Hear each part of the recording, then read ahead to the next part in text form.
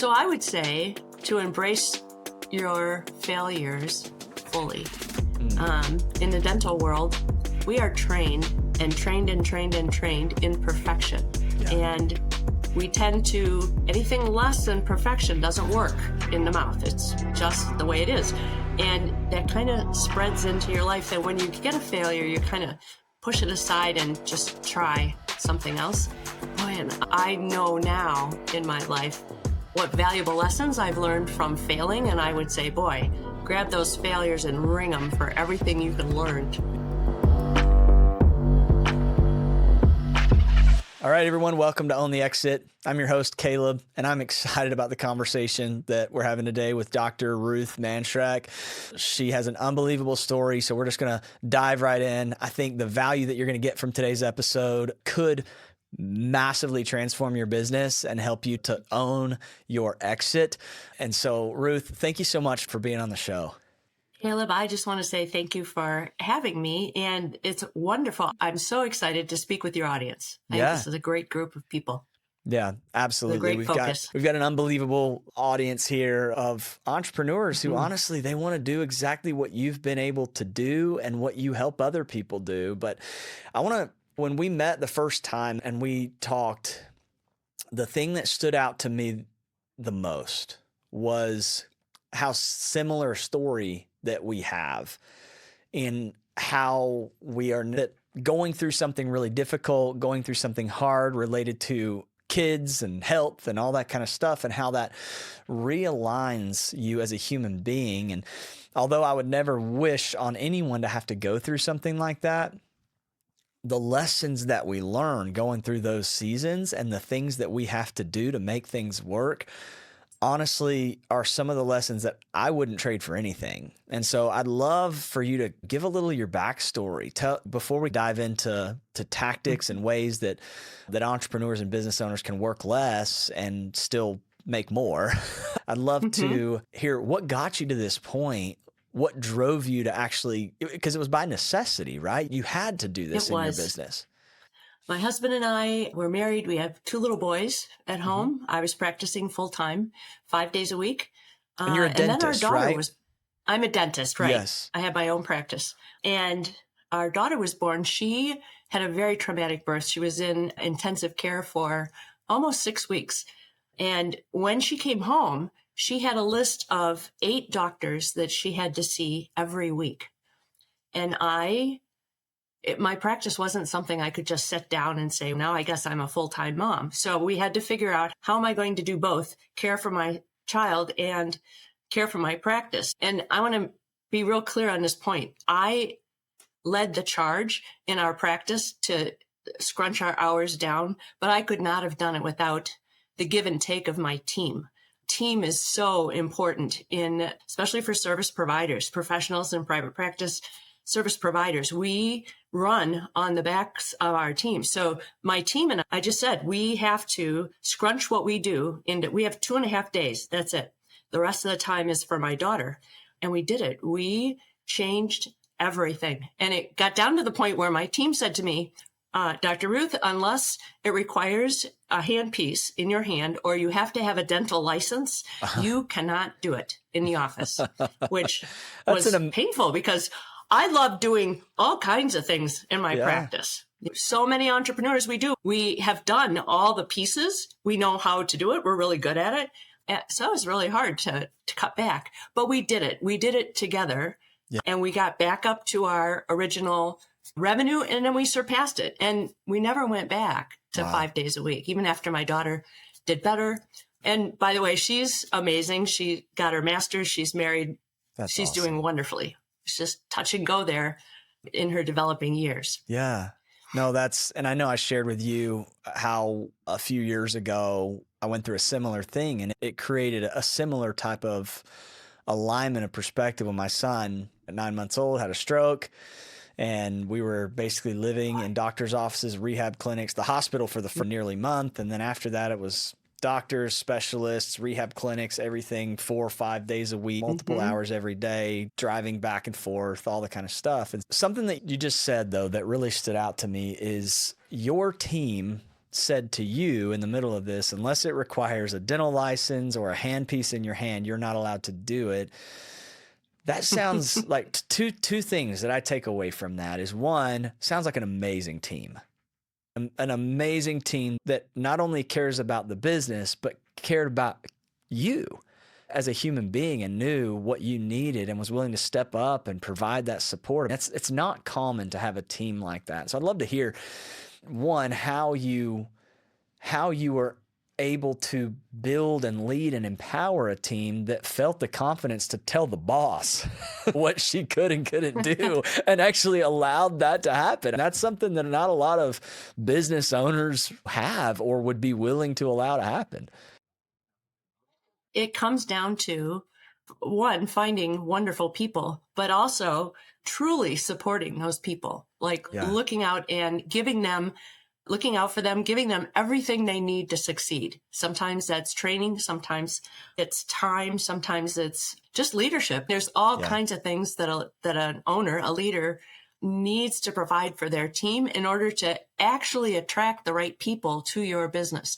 So we did start with an amazing team, but because we changed it so drastically, not all of them were enabled to stay, but we came up with a system to find the right kind of people that would be attracted to the way we did business.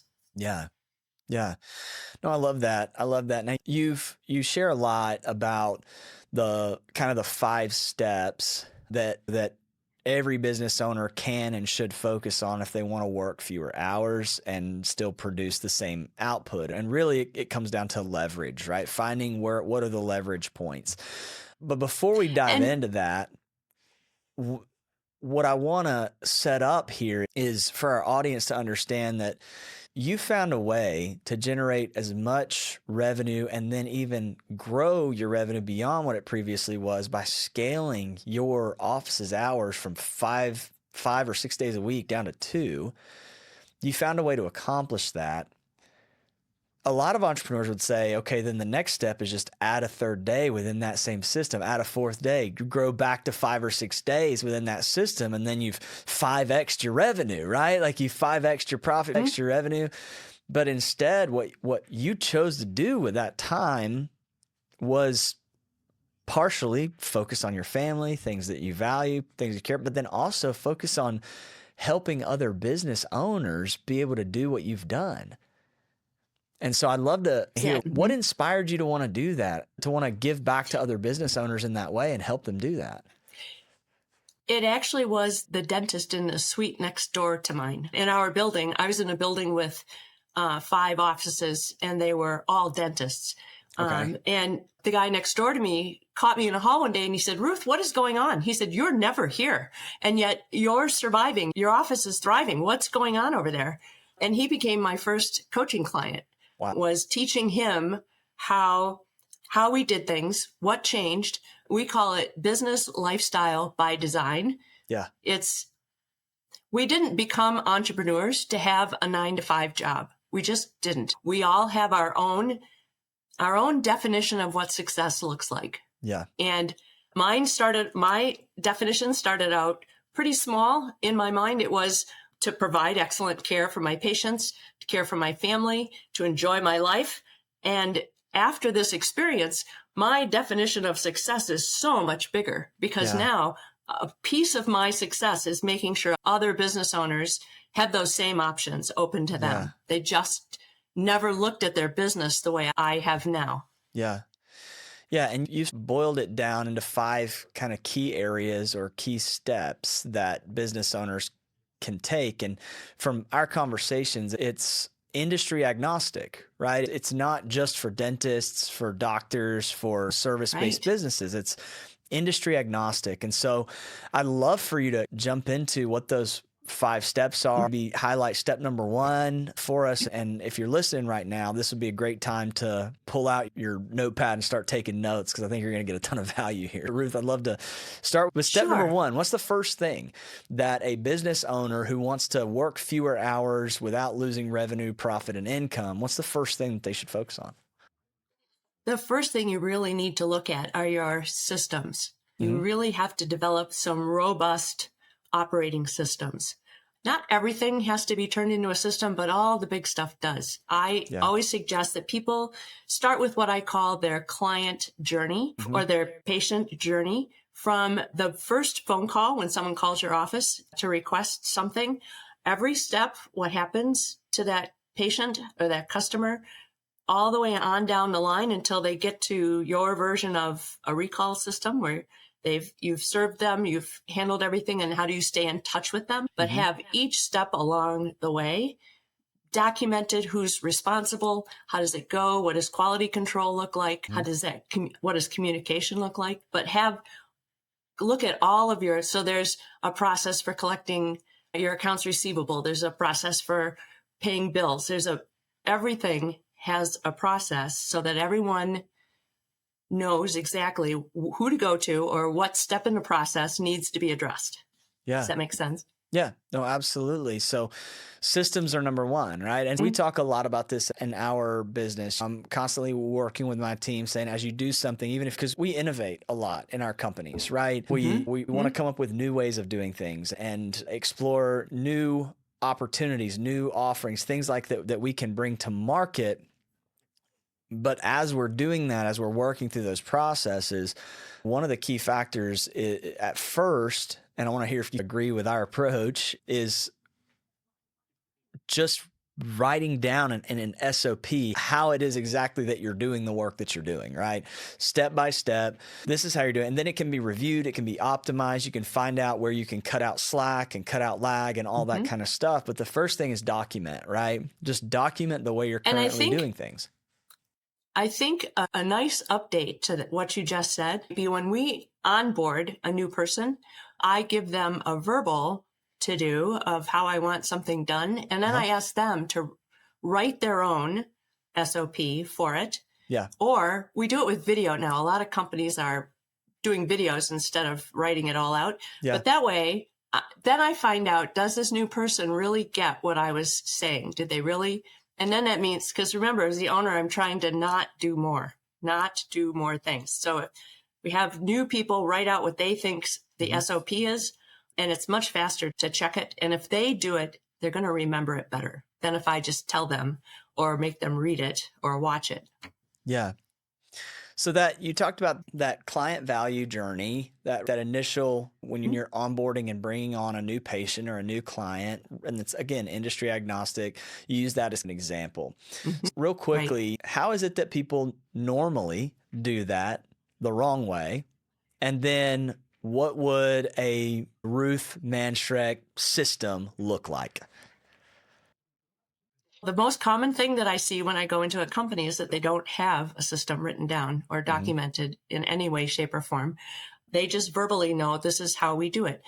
But the next step, if someone has documented it, is I want that description of the outcome, the end result of each stage. I want it to also include, how do we want this person to feel when they get to this part? When the person in pain is on the phone, what do I want them to feel by the end of that first phone call? I want relief. I want security. There's a whole list of emotions that I want that client, that customer or patient to feel at the end of that step. At the end of each step, we think about, what do we want them to feel and what language can we use to make sure that they get there, or to find out if they are at that point. Yeah. Does that make sense? No, it absolutely does. It's thinking, and I literally, on one of the episodes that we recorded earlier today, that's probably going to come out a week or two before or after this episode, I talked about how behavior follows belief, and that philosophy within your business, and how people don't engage and do business with you based on the actual facts and truth. They engage and do business with you based on what they believe to be true about your business, or believe to be true about the value that your business provides. And so having a way to speak to someone at a deeper, more emotional level and understand, and having that awareness, that emotional awareness and intelligence in your business is supremely important. But then you're taking it to another level and systematizing that, because essentially when someone comes to your business, they're dealing with a certain set of problems most of the time. It's a dental clinic dealing with some kind of pain or issue with their teeth, I would imagine. And they don't want to be there. And they don't want to be there. And they're scared. And I don't know, they say that going to the dentist is like one of the most anxiety triggering things for people to do for some reason. And so giving them a sense of peace from the very start, from the first to get, that's amazing business practice. So step one that you highlight is having your systems documented and optimized and created. So then what's the second thing? The second thing is the communication. We have found that communication is so important that we made it its own step in our process. Yeah. And to us, communication does not mean more meetings. Yes, we need meetings. And in dentistry, you do things like we have a morning huddle and make sure everything is set up for today's patients and are things set up for tomorrow's patient, because it takes time. And so and we do that one standing up. We don't even sit down for that one. I am not a big fan of meetings, but you do need meetings to communicate certain things. The rest of the things, I would like communication built right into the systems so that it's just one of the problems in business is that there are what we call silos. For example, marketing as a little department doesn't talk to sales all the time. And sales doesn't always talk to dispatch or when the crews go out. Yeah. So they develop these little silos, and we build communication into our systems so that the silos have to communicate with each other right at the ground, right at the customer level. Instead of waiting until the Friday meeting when things have already happened, there's already been mistakes made because there wasn't enough communication. So we focus on communication a lot, but mostly to make sure to go back over the systems that you just designed and say, yep, here's where this one talks to this one and this goes here, so that we don't have to have meetings, because I'm not a big fan of meetings. You need some. There are some that have very specific purposes, but so much of that can be done just as part of your system, just rolls right off and happens at the ground level before too many mistakes happen. Yeah. And that's so important for people who are growing and scaling businesses and adding employees and adding people to their team. I think it's called Brooks' Law, right? And I'm probably going to get the quote wrong because I don't have it pulled up in front of me. I wasn't prepared, but it just came to my mind. But it's basically it was a software company, and they were like, a wrong belief is that if you add manpower to a project, that you're suddenly going to exponentially increase how quickly you can get that done and how effectively you can, when actually the opposite becomes true because of all the lines of communication that you create. Unless you're really intentional about developing robust communication systems inside your business, then as you begin to drag slower and slower as you grow, right? And whether you're trying to keep the same size team and scale back your time, or you want to just scale whatever your goal is. You said there's different people have different definitions of success, different goals. You want to scale your in the same amount of time. Either way, it sounds like this communication piece between team members, between departments, all of that is absolutely critical. So it is. And we tend to not think that it's so important, because in the beginning, Sally could just lean over and talk to Joan, and that was communication from one department to another. And then as they grow, the communication is now Sally has to run to the next office to talk to Joan. And then when you start to scale with that running across the hall, we just don't take it seriously enough, and we don't understand how scaling is going to make the wheels fall off the wagon if it's not constructed properly. Absolutely. And then I would imagine the challenges when you add in remote team members and all of that kind of stuff in various businesses, that it just gets exponentially more. So give one tip on how companies that need to improve their communications, what's one thing that they could do right now to level up their communication systems within their business? I would say talk to your team, because most team members know where the communication falls on the floor. So if you ask your team members, when you're receiving information from this direction and you're handing it in that direction, where's the miss? Where's the disconnect? Because your team is very aware of where the holes are in the process, in the system, and they see so much of what doesn't get communicated, that much more than we do as owners, because we have a different perspective on what's going on. Because everything's living in our head. We know what should be happening. I know. But that doesn't mean that everyone on the team knows what should be happening. And so exactly. Absolutely. Those darn humans. I know, right? But so you got systems, right? Tracking and building and optimizing systems. You got communication.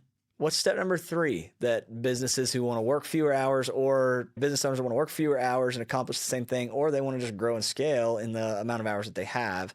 What's the third thing they should focus on? You should focus on creating a high-performing team, taking the team members that you have, your employees or your contractors, and making sure that they are absolutely the right people to be on your bus. We'll use somebody else's little story. They'll be on your bus, and that they're sitting in the right seats on your bus. Yeah. And this is where so much of the person, a lot of times we hire for a skill set. And instead, I encourage people to hire for the things that you can't teach, the things that you can't train into someone, their outlook on life, their work ethic, their core values. Yeah. Those are the things, whether they're just darn friendly or not. Those are the things you can't teach people to be something they're not, but you can always train them in a skill set. So I encourage people to spend more time, hire slowly, do more out of the box things when you have a hiring process, do more out of the box things to really get to know the person, which slows down your hiring a little bit. So you have to hire slower and fire faster. Yeah. Because so much of business is culture, right? I know Dave Ramsey talks a lot about this. Love him or hate him, I personally like him a lot. But he's built an ironclad brand and a tremendous business. And most of the people that work at Ramsey Solutions seem to be very happy and very content, and they enjoy the company culture. And he talks about you have to really solidify and set the culture when there's more of us than there are of them. And to hire based on people that already share your core values, and there's alignment of values, especially early on. And then solidifying, what does our company stand for? What is our company culture? And then having that be one of the biggest filters in your hiring process, because it's one thing to have a high-skilled person, but if they bring the wrong culture, they bring the wrong values into the team, it can mess up the entire thing. So pretend for a moment that I'm one of your coaching clients, right? And let's say I need to hire a new employee to fill a very critical position. What would a hiring process look like that you would coach me, say, follow these most important steps? I like to have employee or applicants do a writing situation. And actually we do a lot of role playing and things in our office. So we have the candidates come into the office, and we will have them sit and watch an interaction between 2 people on my staff. And then we'll say, would you please write up a quick report about what you just saw? Because I want to know can they write a couple paragraphs that follow? Do they know how to use grammar? Can they get a point across? How is their writing? Because in most of our businesses, if you're hiring for an important position, they're going to have to know how to write, how to communicate. Yeah. Another thing we do is role play. We'll bring them into the office, and we'll bring in people from outside of the practice to come in and fake run a scenario and ask the candidate to jump in and play the role of someone in it, to just see them in action, because they're so trained to answer questions the right way and to phrase this just the way they think we want to hear it, and to behave nicely and do all these things. And we want to get them off their guard, because it happens all the time in a dental office. There's always something happening that you didn't plan. And we have to know, can you roll with it? Can you function in an environment where you never know what every day is going to bring? So things like that. I encourage bringing people in, or having your team take them out for lunch to a restaurant that has table linens, not McDonald's, someplace where they have a wait staff they have to interact with. Or there's just a lot of ways to see people in action before they're spending their first day in your office. Yeah. Because I would say the one thing that you really can't get any insight into from a resume or an application is someone's ability to think on their feet and actually respond and react to real world scenarios. You have to somehow demonstrate and duplicate those scenarios in order to see that person in action prior to extending an offer letter to them. Because if you don't have some sort of grid of how they can think on their feet, every single position in pretty much any business is going to require at some point for somebody to have to use their brain and figure out how to solve a problem, deal with a situation that they weren't maybe perfectly prepared for. So that's an amazing insight. That's really good. I love the role-playing idea. So we've gotten through 3 of the steps, and you're focused. What's step number 4? Number 4, actually, you already touched on, is the culture. Okay. I'm a huge believer in culture. And to me, so when you say culture, people think, oh, core values. Core values are those big words: excellence, integrity. You put them on a plaque and you put them on the wall, and nobody even worries about what does that mean. Just do a good job. That's what that means. So I do want businesses to come up with core values. I think they're hugely important. But the next step is even more important, and it's to take that core value and turn it into a behavior. So if I was a customer coming into your business, what behavior would I see that makes me say, oh, look, core value is excellence here? Yeah. To the point where we have little contests between our employees where they will call out each other when they witness the other person explain or having the behavior that leads to one of our core values. So they're catching each other doing a good job of living the core values as opposed to just memorizing the 5 words that we have on the wall, Yeah. Does that make sense? How do you turn those words into behaviors? And the best example, better than my own, actually, example I saw of this was a manufacturing company. I was stalking them before thinking about working with them. And I just went on their website, and they had their core values and the behaviors listed on their website. They were so cool. Yeah, that's amazing. And I thought more people should just take your core values, turn them into behaviors, and then send your team out and say, this is what it looks like. This is what I want you to look like in front of our customers. I want you to behave like this to each other and not make people guess, what does integrity mean, really? Yeah. Yeah. And I love that. One of the companies that comes to mind, it's obviously a hugely successful company, is Chick-fil-A. You go into a Chick-fil-A, it doesn't matter where you go, you're going to hear at least one time the words, my pleasure. It's my pleasure. Because one of their core values is hospitality. And they don't just say we have hospitality. They give literal phrases and statements that their employees should say consistently that demonstrate through behavior that value that they have. And wherever, I've never been in a Chick-fil-A where it didn't feel like a hospitable environment. They've done a fantastic job with that company, instilling that kind of culture of hospitality, excellence, that kind of thing.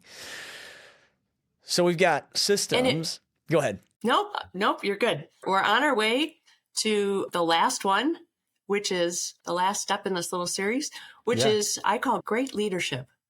Yeah. Your team has to have great leadership. Now, I'm really old, and when I was young, and my first concept of leadership was I'm the leader because of stuff I know. I'm the leader of this company because I know how to do everything. So my form of leadership way back in the beginning was telling people how I wanted things done. All my kids are millennials, and that doesn't work for millennials or a whole bunch of our younger people. And it's been fascinating, and I love it.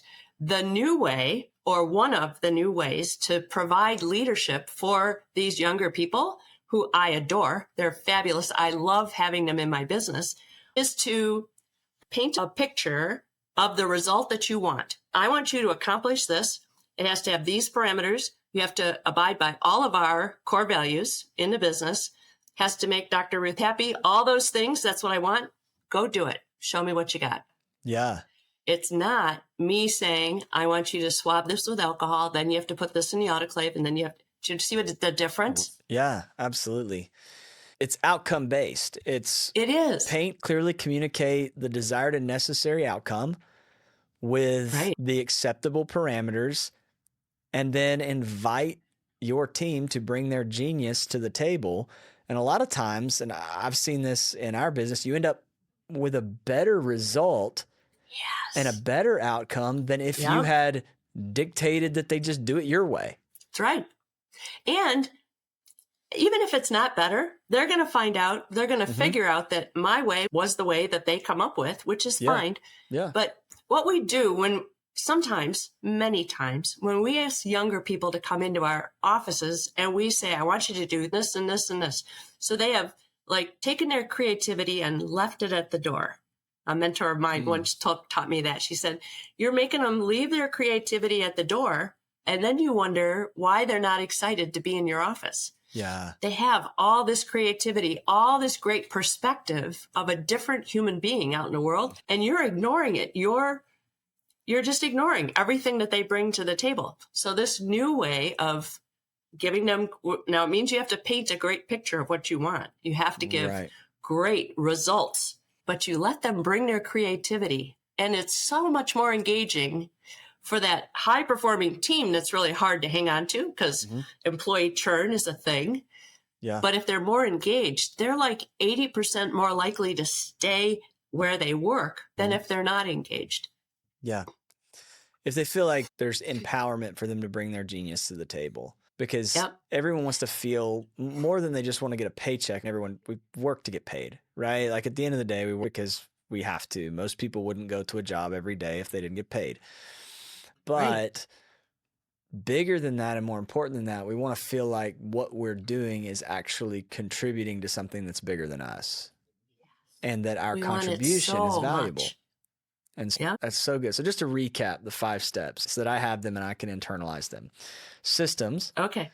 Communication. All-star teams. Strong culture rooted in core values and behaviors. And all of a big takeaway there is that those core values must have a behavior attached to them, or they're just words on a wall. And then number 5 is it all starts at the top. It's leadership. And it's leading in such a way that empowers other people rather than this authoritarian, just do what I say, how I say, when I say approach. So that's amazing. And you put all those 5 together, you get the right combination of those 5. You'll have a business that you can work fewer hours and produce the same or even better results. So that's amazing. Particularly for your audience, the next piece of that is it's going to be so much easier and more profitable to sell a business that runs itself. Yes. Than if you tried to sell a business where you are 50% of everything that happens because you're the motivator, you're the encourager, you're the leader, you're the everything. But getting it down so your team, this helps you let your team do everything except that one thing that you are. Yeah, absolutely. No, that's fantastic, Ruth. This has been super insightful, super helpful. I know that our community and our listeners are going to receive a lot of value from the things that you've shared today. I want to jump in now to the exit round. I'm always excited when I get to speak to really interesting people like you and hear how you respond to these questions. Let's dive into the exit round. It's 5 questions that we ask every guest. And the first one is, we want to be cool. It's what everyone asks. And it's, what's your all-time favorite business book? People have said a lot of things on your show. I have a different one. There are so many good books that I love. But the one I love right now is Unreasonable Hospitality. The subtitle is The Remarkable Power of Giving People More Than They Expect. It's by Will Giarda. Okay. It's written about the restaurant industry, but so much of what he has in there is applicable to all of us service providers or all of us who have team members that are humans.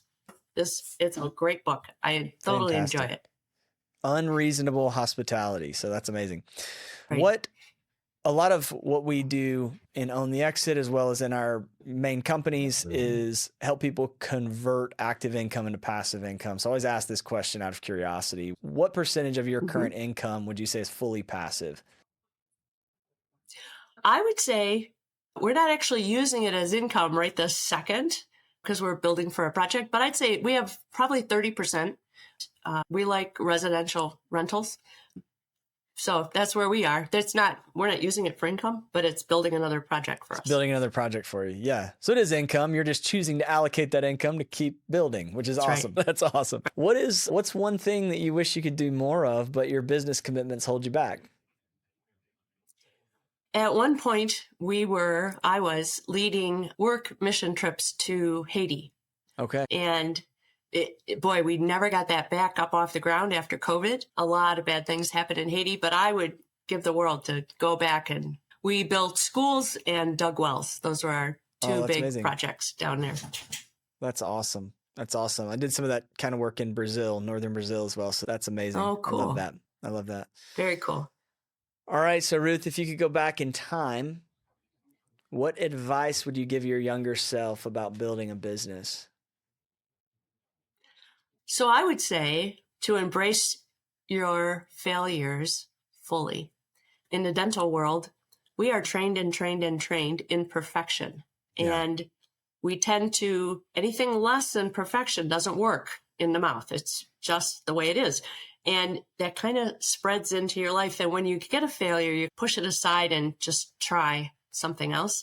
Boy, and I know now in my life what valuable lessons I've learned from failing. And I would say, boy, grab those failures and ring them for everything you can learn from having done that. That's amazing. It reminds me of the quote, there really is no failure. You either win or you learn. If we fully embrace that, then life gets a lot better, a lot faster. So I feel like this whole episode has been you answering this last question, but I want to give you another chance to give one or two more kind of strategic tips if you have them. What's your strategy for creating time freedom and financial freedom for yourself? I have a coaching business that I do primarily in the real world. And my ticket to time and financial freedom at this point is to turn things into online programs so that I have access to more people than who live where I can travel, meaning in the States. So now I'm having out of the States clients, but to do more of it online so that I'm not in person anymore. Yeah. Coming soon. That's amazing. So you're able to go one to many instead of just one to one, which is, that's the leverage play. I love that. All right. I know that our listeners could learn so much more from you. So I want to give them an opportunity to connect with you in the best way possible. Ruth, what's the one way that if a listener wants to get connected with you, get access to more of your materials, possibly consider doing some coaching with you, or just learn more from you, what's the best way for them to get into your world? The easiest way, we put together a resource for your audience. And if they go to workfewerhours.com, they'll get a resource from us. And then if you reply to any of the emails or any of the information that comes to you, I read all of those. So that's a way to get in touch with me. Amazing. Great way to start in our world. Amazing. So it's workfewerhours.com. I told you on the pre-show talk, that is an amazing domain name. I wish I owned it, but you do. So it's great. It's fantastic. Workfewerhours.com. If you want to get connected with Dr. Ruth and learn from her how to work fewer hours and increase your revenue and increase your profit and increase your quality of life. It's business lifestyle by design. Love it so much. Ruth, thanks so much for being on Own the Exit. I really appreciate it. Yeah. Very good. Everyone. This is wonderful. I enjoyed it. Fantastic. All right, everybody. Thank you so much for joining us for this episode of Own the Exit. If you haven't yet, hit subscribe, check us out on YouTube, and share this with somebody who you think could benefit from hearing it. We'll see you next time.